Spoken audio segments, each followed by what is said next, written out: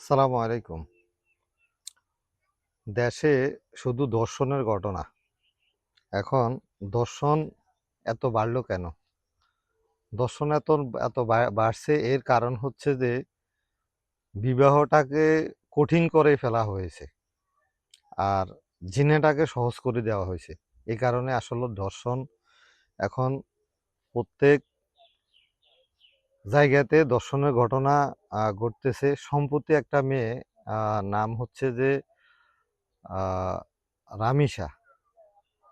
তো এই মেয়ে, এত ছোট একটা বাচ্চা, তো এর দর্শন হইল কেন? অনেকের প্রশ্ন আছে, এর তো এখন হইল কেন? এখন দর্শকের কাছে আসলে কোনো বয়স লাগে না।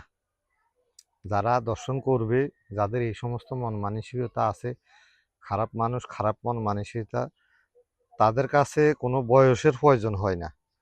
তাদের কাছে যে কোনো একজন হইলেই হইল। এখন এতে তাহলে পুরুষের দোষ।